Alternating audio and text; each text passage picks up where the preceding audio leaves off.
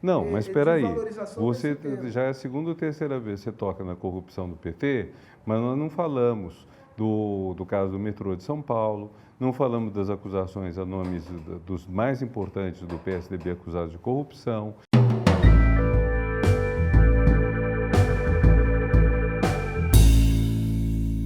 Bom, meu nome é Renato Janine Ribeiro, sou professor de filosofia na USP, atualmente professor visitante na Unifesp.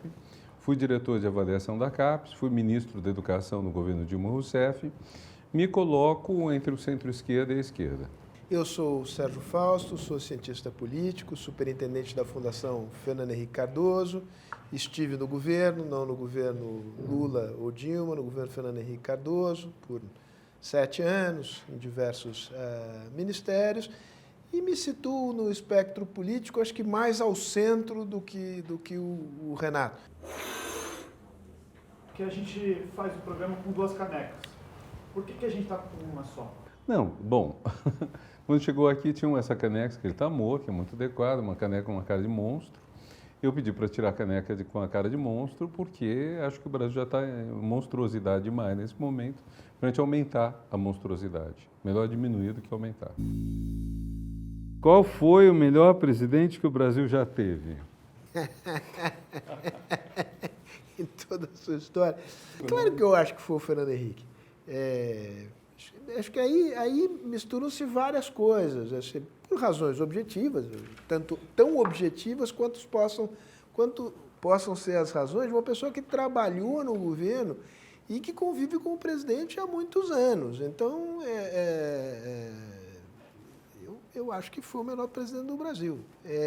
Agora, não foi o único presidente importante que o Brasil teve.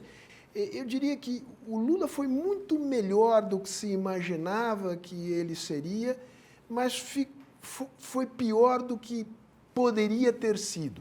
Eu acho essa pergunta muito complicada, porque, primeiro de tudo, a gente vai ter que se confinar aos nomes recentes, porque os nomes mais antigos a gente vai ter críticas que seriam anacrônicas em relação ao tempo deles. Por exemplo, muita gente diria que Juscelino Kubitschek foi o melhor presidente durante vários anos. Eu lembro nas eleições de 89, ou seja, 30 anos praticamente depois de ele ter deixado o poder, o Juscelino aparecia como o ícone do melhor presidente. Hoje eu não diria isso por causa da indústria automobilística. Quer dizer, eu acho que ele fez uma opção pela indústria automobilística que não foi boa. Então eu fico pensando, daqui a 10, 20, 30 anos, se a gente faria os mesmos juízos sobre os presidentes recentes, que acabam nos deixando praticamente com 2 nomes entre os quais escolher. O Fernando Henrique e o Lula, e eu cravo o Lula, porque eu acho que o Lula emplacou no Brasil a pauta da desigualdade social como uma questão que tem que ser superada de uma maneira absolutamente prioritária. Eu diria que a sociedade brasileira tem uma marca de DNA que é a desigualdade social. Ela é tão forte que mesmo as políticas para acabar com a desigualdade social correm o risco de ser surripiadas pela desigualdade social. Então, você adota, por exemplo, uma política de inclusão dos excluídos. E aí aparecem uns loiros dizendo que são negros e que querem estar nas cotas, o que a gente já viu acontecer. Eu acho que o Lula teve um papel notável, que é pena que tenha sido destruído pelos governos recentes e pela propaganda intensa da mídia, que é esse papel de colocar a inclusão social como uma questão fundamental. Eu não nego o papel do Itamar e de vários personagens do governo Fernando Henrique nisso. Eu acho que o partido Lula, esse assunto se tornou crucial. Não foi a mesma coisa, eu minto a pergunta. PSDB, de Fernando Henrique Cardoso e Alexandre Frota, o que aconteceu? Provando que é verdade. Aconteceu que, em grande medida, o PSDB se moveu para a direita. Isso, em parte, resultou da própria dinâmica política. O PT foi muito competente em ocupar o espectro do centro para a esquerda, e isso quase que geometricamente desloca o PSDB para o PT, mas, digamos, esse deslocamento foi internalizado no partido, na medida em que a velha guarda partidária foi sendo substituída por quadros que eram quadros que tinham menor densidade programática, buscavam se adaptar mais, digamos, aos sinais do mercado político, e o mercado político passou a apontar o fato de que havia um vazio a ocupar do centro para a direita, e o PSDB foi se acomodando nesse espaço. Não se trata de fazer um ataque pessoal ao Alexandre Frota, né? A trajetória dele, não tem nenhum preconceito contra atores pornôs que eventualmente tenham se tornado políticos. Acho até que no parlamento ele tem se saído acima das expectativas. Agora, não apenas ele não tem absolutamente nada a ver com a trajetória do PSDB, não digo nem com as origens. Eu estou me referindo a fatos ocorridos há poucos meses, em que ele faz referências ao candidato à presidência da República do partido, que são impublicáveis. Eu não consigo... Porque vulgares, pornográficas, aviltantes à honra do candidato. Há uma coisa muito espantosa, quer dizer, o Frota poderia ser um caso extremo e pitoresco, mas o fato de que o partido ficou nas mãos do Dória é muito preocupante, porque ele indica que a principal liderança do partido, quem manda no partido hoje, é alguém que não tem nenhum compromisso com a história do partido e cujos braços direitos dizem isso, como o Cauê Macris, presidente da Assembleia Legislativa, que logo depois da eleição de 2018 dizia: Fernando Henrique para mim não é referência, quer dizer, Fernando Henrique, Montoro, Covas, esses nomes todos não são referência. Então, isso é uma coisa muito preocupante no sentido de que o partido ficou naquele pequeno grupo que tomava as escolhas, mas que foi se esvaziando, Sim. Cada um dos quais perdeu seu espaço. Houve essa promoção de alguém que veio totalmente de fora, o Dória, e eu acho que isso tem, vamos dizer, se a gente for fazer um paralelo com o PT, o paralelo com o PT é que não foi capaz, em 40 anos, de gerar uma liderança que substitua o Lula com o mesmo vigor que o Lula tem. Renato, o que fazer para enfrentar o governo Bolsonaro? Só isso? Simples. Bom, primeiro de tudo, acho que a gente tem que restabelecer o diálogo entre as pessoas que têm uma opção pela civilização. Acho que esse é o ponto crucial que ficou agora. Quer dizer, houve uma divisão muito grande no Brasil nos últimos anos. Durante 20 anos, eu acho que a gente esteve numa situação positiva, com dois partidos que, no meu entender, foram os melhores partidos de tamanho médio ou grande da história do Brasil. O PT mais à esquerda, o PSDB mais ao centro-direita, e de repente, como cantaria Maísa, o meu mundo caiu. Nós entramos numa situação de colapso. Eu creio que foi um erro extraordinário do candidato derrotado do PSDB em 2014, Aécio Neves, apelar a deslegitimação da eleição da Dilma. Foi um erro muito grande dele se subordinar à extrema-direita, que na época era representada sobretudo pelo Eduardo Cunha, e pelo pessoal os movimentos que foram para a rua, inclusive pedindo a intervenção militar. Foi um erro grande dele fazer isso, que acabou custando também a ele, pessoalmente, também ao PSDB, uma espécie de colapso, vamos dizer. Nós entramos num sistema de colapso das instituições, de colapso desses dois partidos que, com as suas diferenças, dialogavam, que tinham nos tirado do legado da ditadura, daquele período em que você tinha, enfim, como líderes políticos, gente do tipo Maluf, tipo Antônio Carlos Magalhães, uma direita sem compromisso com justiça social, sem compromisso com direitos humanos. Então a gente teve esse período muito bom e que entrou em colapso. Acho que há muitas razões para esse colapso, mas acho que o fato grave é que com isso tudo nós tivemos a eleição de um governo que é o pior governo da história do Brasil, um governo que propaga o ódio, um governo que não tem compromisso com a verdade, que diz uma quantidade grande de inverdades. E, diante disso, acho que a prioridade é restabelecer a conversa, o diálogo entre pessoas que estiveram de lados diferentes, como talvez eu e você, gente que preza os valores da civilização. Acho que esse é o ponto inicial, o ponto de partida. Bom, eu vou procurar fazer o contraponto aqui, porque eu concordo em grande medida com o que disse o Renato aqui, caracterizando o que é esse governo, como enfrentá-lo. eu acho que vale a pena a gente discutir como é que a gente chegou nesse ponto. E aí acho que tem responsabilidades coletivas, não dá para apontar o dedo numa só direção. Mas acho que, assim como é verdadeiro que o PSDB tem uma responsabilidade grande na explicação de por que chegamos onde chegamos, acho que o PT tem a sua parcela de culpa que não é pequena e eu diria que não é menor. E ela começa por uma opção que o partido faz na transição do governo Fernando Henrique para o governo Lula, que foi um ponto alto da vida política brasileira dos últimos 20, 30 anos, é uma transição que se deu em bases muito cooperativas, não apenas o reconhecimento da legitimidade do resultado, que é o mínimo que se espera, mas mais do que isso, a construção de um trabalho cooperativo entre o governo que saía e o governo que entrava. A surpresa foi que, uma vez feita essa transição, que ajudou o Lula a entrar com o pé direito no governo, o PT inventa a ideia de que tinha recebido uma herança maldita. E ali começa a estabelecer uma clivagem entre nós e eles. Nós somos os legítimos representantes das melhores aspirações populares e eles, o PSDB, são aqueles caras que destruíram o Brasil e nos entregaram aqui uma herança maldita. Tudo conversa mole, porque na realidade, sobretudo no primeiro mandato, o governo do PT se aproveitou enormemente do razoável equilíbrio que recebeu do governo anterior, de políticas que se tornaram, afinal, políticas de Estado, a começar pelas políticas de transferência de renda. Mas ali o PT inoculou esse vírus, que é o vírus do nós contra eles. Isso criou uma dinâmica no Brasil que foi brutalmente exacerbada pelo governo atual, né? Mas esta divisão entre um nós e um eles, entre um campo que é puro, outro campo que é impuro, né?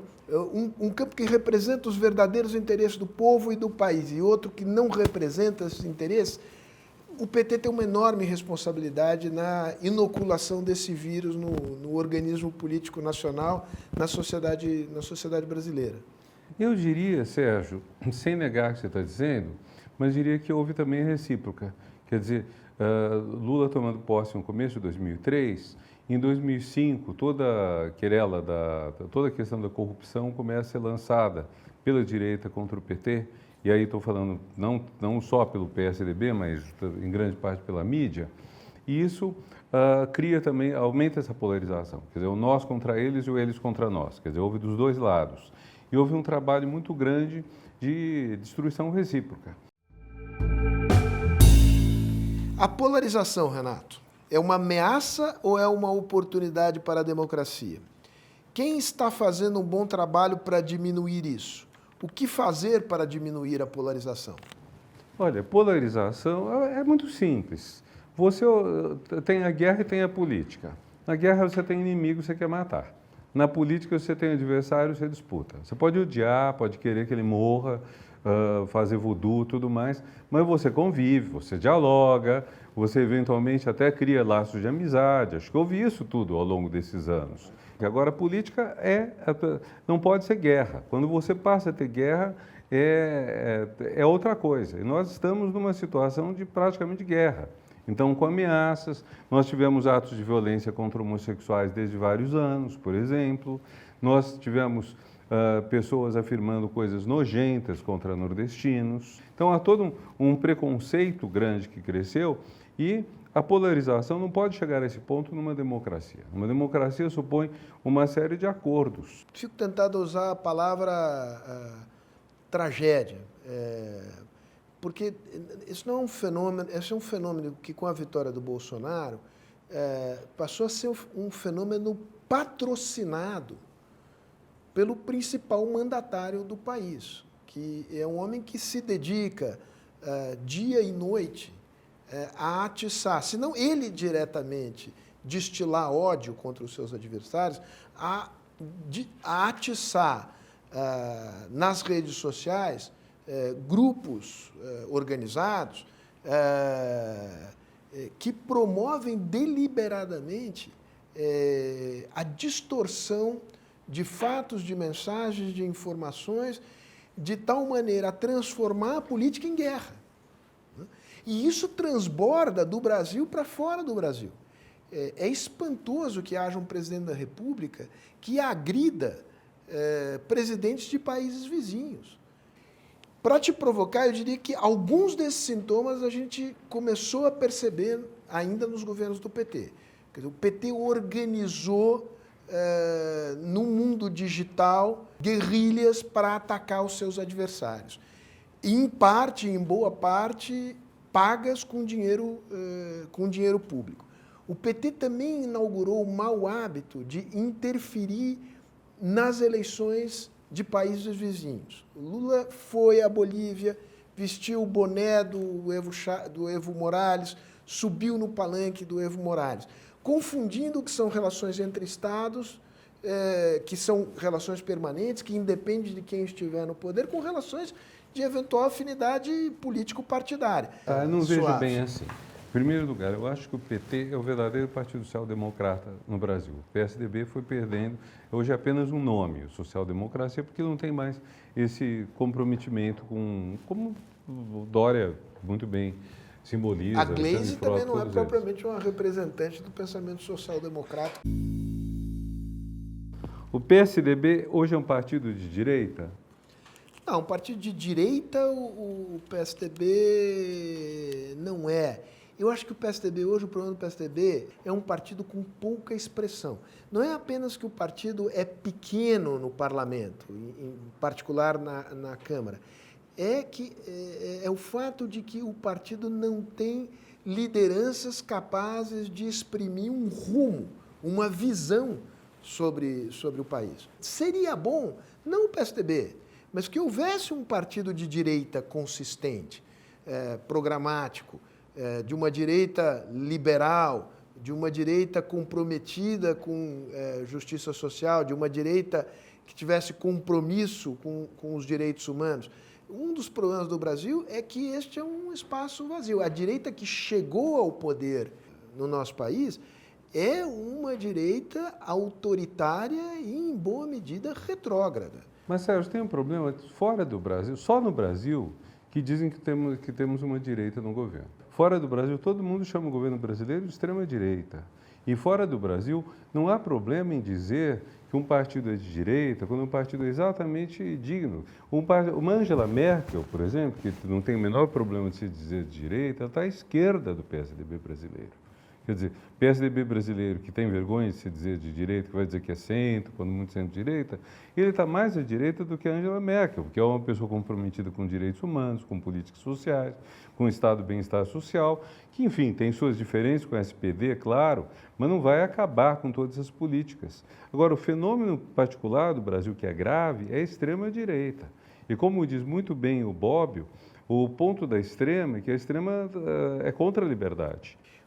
O Brasil é sempre muito menos nítido politicamente do que é a Europa. Então, sempre quando a gente procura espelhar a situação brasileira ou procura compreendê-la a partir dos parâmetros europeus, a gente, em grande medida, deixa mais coisa de fora sem entender do que coisa dentro que a gente consegue compreender. O próprio governo, é evidente que esse governo é um governo, por ser presidido por um homem que é claramente um homem de extrema-direita, ele tem essa marca. Mas o governo, no seu conjunto, tem setores que não são setores de extrema-direita e estão presentes no governo. Eu não diria que as Forças Armadas representam a extrema-direita no Brasil.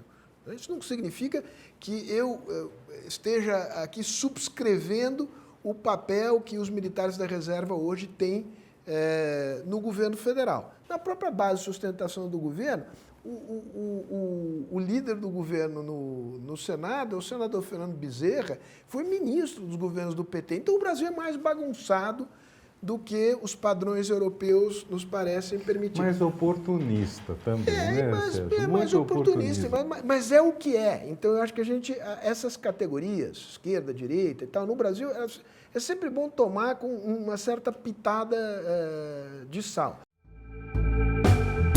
Ainda faz sentido falar em direita e esquerda?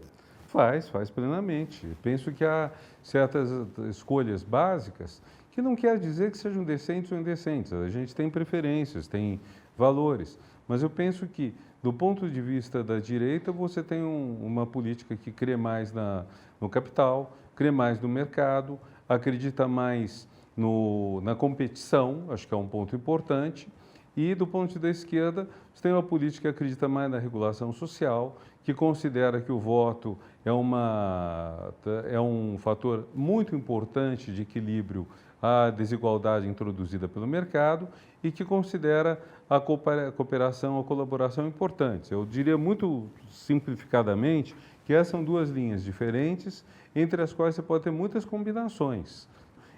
Mas eu acho que uma direita democrática seria inteiramente viável se ela fosse efetivamente liberal, isto é, se em vez de chamar de liberalismo tirar Estado, ela chamasse de liberalismo dar oportunidade às pessoas. Quer dizer, a igualdade no ponto de partida, isso é liberalismo, é direita democrática.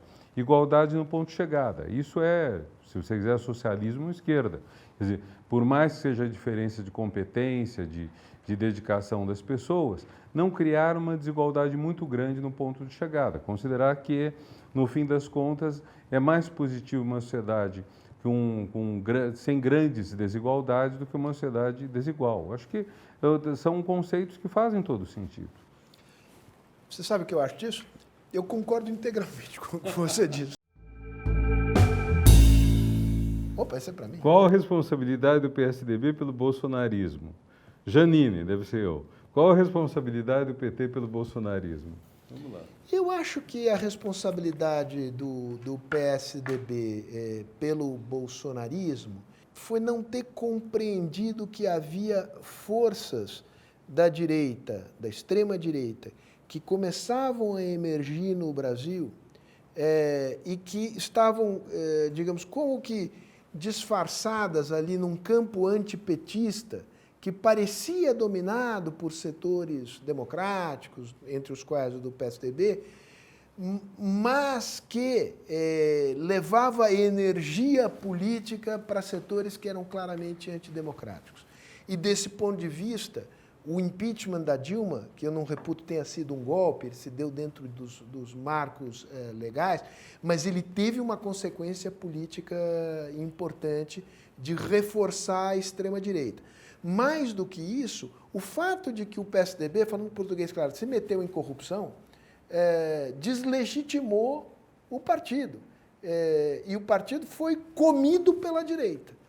É verdade, como você já disse, que na medida que o PT foi conquistando frações do centro, outras frações, o PSDB perdeu um mercado, um público mais progressista e foi caminhando para a direita, o que veio junto também com o vazio de novas lideranças, ou o surgimento de lideranças mais conservadoras, etc.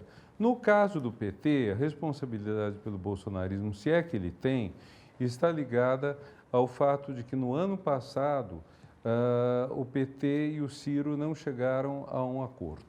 Eu acho que é uma culpa que os dois partilham, deixando claro, eu não acredito que desse para o Ciro ir para o segundo turno, porque a diferença de votos entre ele e o Haddad foi tão brutal, foi tão grande, que é difícil. 2 turnos são um sistema bom para evitar o que é pior, mas às vezes acontece que o melhor nome para ganhar no segundo turno não passa no primeiro turno, como houve na França. Outro ponto que eu veria, e com toda a admiração que eu tenho pelo presidente Lula, é o fato de que se assumiu a partir de 2010 essa ideia de que o Lula era o gênio, que indicava o nome que ia ganhar a eleição. Agora, isso acabou deixando, vamos dizer, o partido sem renovação. Aí, se for generalizar um pouco mais a coisa, pensar a responsabilidade que os outros têm, não só PT, acho que houve uma certa leviandade, às vezes, diante do perigo grande que estava surgindo. Acho que minimizou-se esse perigo e não se deu a devida atenção. Privatizações, a favor ou contra? Eu acho que privatizações podem ser necessárias em certas circunstâncias para que o poder de Estado se concentre em outras coisas, podem ser. Dependendo do que, elas são um tiro no pé. Privatizar os Correios, por exemplo, eu acho um tiro no pé, porque os Correios têm que cobrir o Brasil inteiro. Então, você vai ter que ter, ou distribuir mercadoria em São Paulo, correspondente em São Paulo, é lucrativo. Mandar pelo mesmo valor, que tem que ser o mesmo valor o porte simples, ou registrado. O SEDEC você pode diferenciar, mas o porte simples registrado tem que ser o mesmo valor para São Gabriel da Cachoeira. Você privatizar, você vai perder esse uso. A gente pode levar isso para outros casos, em que eu acho que a privatização é necessária, por exemplo, o caso da aviação. Nós temos uma aviação que hoje serve muito mal os recantos mais afastados do país. E aí, mesmo que seja privatizado, você tem que ter uma regulação estatal. Você tem que ter um tipo de coisa. Dado que você está tendo os voos lucrativos São Paulo-Rio, você vai fazer um voo econômico para Cascavel, para Araçatuba, para... Que a filé tem que morder o osso também. É isso, é isso. Eu acho esse o ponto. E há critérios diferentes. Por exemplo, o PT privatizou as estradas federais pelo critério do menor pedágio pago pelo cidadão. O PSDB privatizou os estaduais pelo maior dinheiro pago ao Estado. Essa é uma discussão política. Você pode ter critérios para os dois lados. A questão entre privatização e não privatização, eu acho que, em geral, no caso brasileiro, ainda, sobretudo que o PT criou muita estatal, tem muita privatização a ser feita. Mas a questão não é religiosa. A questão é saber, vai privatizar, qual é a modelagem da privatização, essa privatização vai produzir maior competição? Se não vai produzir maior competição, que mecanismos de regulação do Estado permitirão uma competição razoável que favoreça, permitindo um retorno do investimento, favoreça o consumidor? Inclusive, é um ponto importante, tudo isso que você falou, quer dizer, além do lado cidadão, do lado dos direitos humanos, da pessoa poder se locomover, etc., no lado econômico mesmo, quer dizer, você é ruim da economia das cidades. Sim. Quer dizer, o jogo geral acaba sendo, a privatização, que seria um instrumento para fortalecer a economia, acaba prejudicando a economia se ela for mal conduzida. Isso, exato. E você pode dizer, bom, tudo bem, você quer fazer o shuttle Nova York e Washington? Tudo bem, eu te dou a concessão, você pode fazer esse trecho aqui, eu te dou não sei quantos slots no Kennedy, no Reagan ou no Dulles, não sei o quê. Agora, você vai ter que ir ali para os fundos de West Virginia, né? Você tem que ir para lá. Vamos ver quantas tem ainda. Vai tirando de duas em duas que a gente acelera. Os estudantes ricos devem pagar a universidade pública? Eu acho que devem, acho que é um critério razoável de justiça social. Não acho que seja a panaceia que alguns imaginam ser. Mesmo no caso americano, sobretudo em universidades que têm docência e pesquisa, grande parte da pesquisa, sobretudo da pesquisa básica, é financiada com recursos públicos. Então tem... é isso. Sou a favor, por um critério de justiça social, alguma contribuição ao financiamento da universidade dá, pode aumentar o número de bolsas para quem precisa de bolsa, mas sem a expectativa de que você possa financiar pesquisa básica à base das mensalidades pagas, que não é assim em lugar nenhum do mundo. Bom, você vai desculpar se é um pouco duro, eu acho uma bobagem essa proposta. Eu vou dizer por quê. Em primeiro lugar, é muito difícil você saber se um estudante é rico, porque uma boa parte dos estudantes estão numa faixa de 20 anos, em que você não sabe se eles são sustentados pelo pai, que eventualmente é rico, ou se eles são independentes do pai, que eventualmente é rico. Então, isso exige um controle muito grande, que vai depender, às vezes, de uma declaração, de burla, etc. Quer dizer, eu posso ter um pai rico e ser brigado com ele. Ou posso ter um pai rico que me sustenta e eu esconder esse negócio. Então, em primeiro lugar, isso exige controle. Tem uma burocracia que isso traz. Segundo, você tem que estabelecer preço nos cursos. Dependendo do curso, do preço que você estabelece, também tem uma burocracia para estabelecer, até porque certos cursos, dependendo do preço que você estabelecer, você não vai ter aluno. Então, você não pode estabelecer um preço alto. Então, o preço não necessariamente tem a ver com custo. Do ponto de vista prático, isso onera também o sistema administrativo da universidade.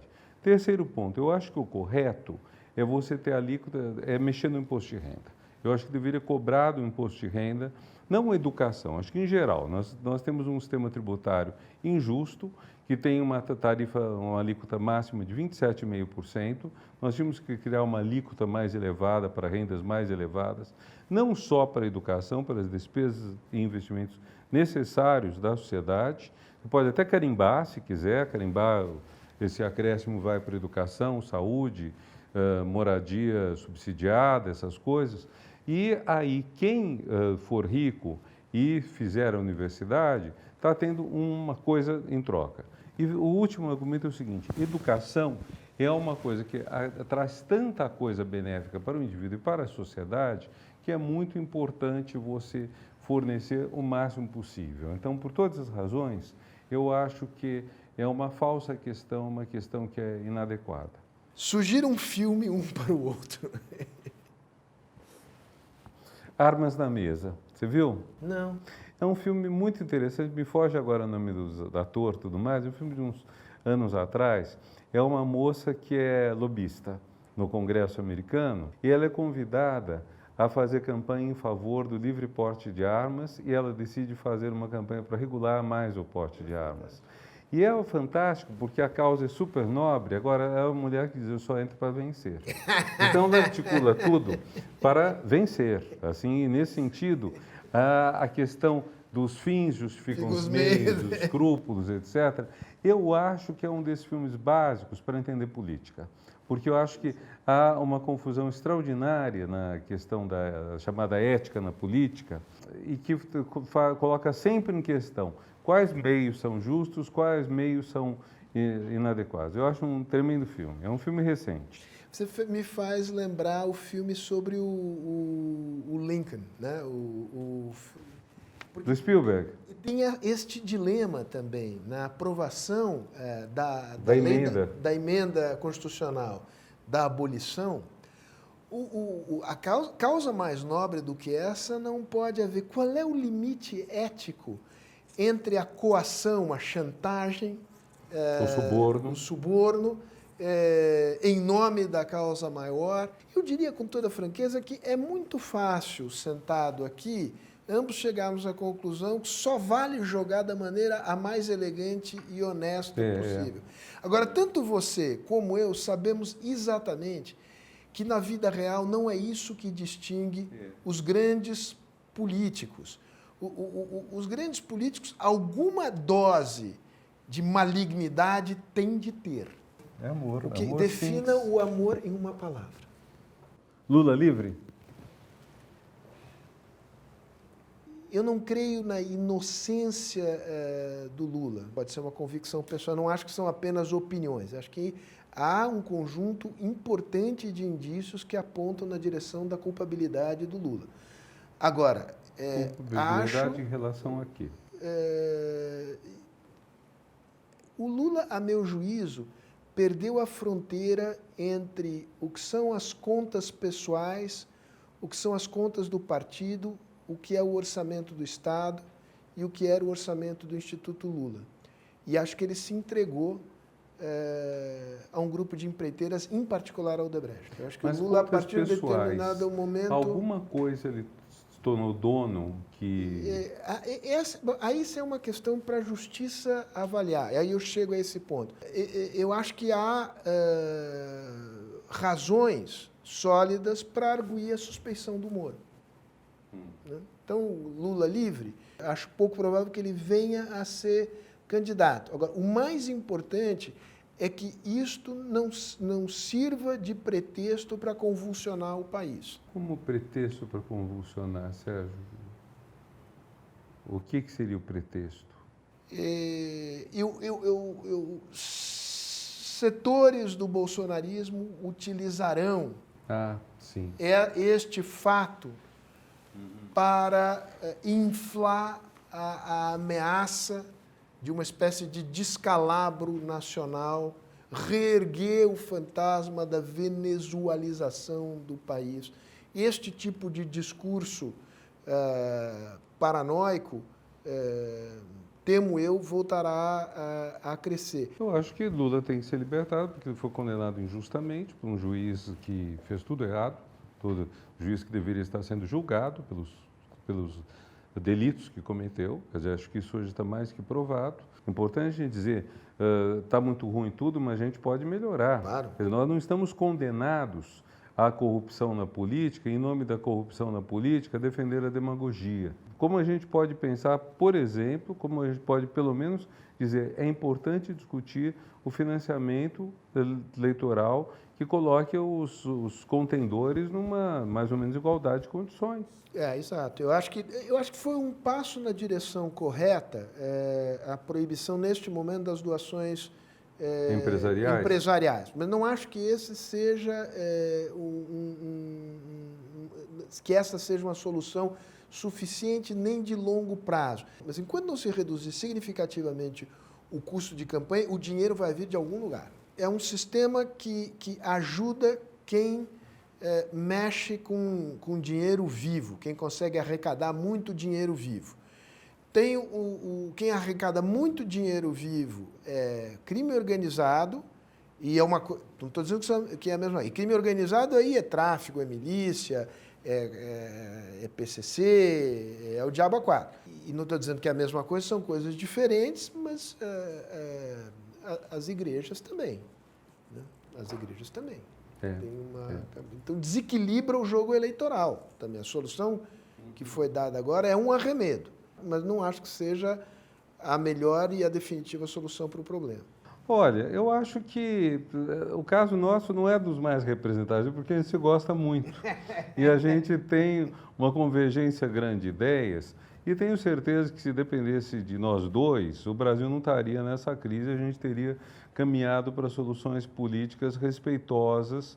Por outro lado, eu acho que o fato de eu e Sérgio termos divergências sobre, por exemplo, vários pontos dos quais foram expostos, mostra que dá para você ter divergências, manter diálogo. Não é, então, ficar pensando só no passado. É qual o projeto de futuro que a gente tem. A nossa energia tem que estar voltada como é que a gente vai reconstruir mais amplamente, não eu e o Renato, porque, digamos, nós nunca perdemos isso. Reconstruir laços de confiança entre um conjunto muito amplo de pessoas, mais à direita, mais à esquerda, mas que se distinguem fundamentalmente disso que está aí, que tem amor à democracia, amor à liberdade e amor aos direitos humanos. Né? Acho que, desse ponto de vista, foi bom você tirar aquela carinha feia, aquela caneca ali, porque aquela caneca não nos representa. Não nos representa. Né?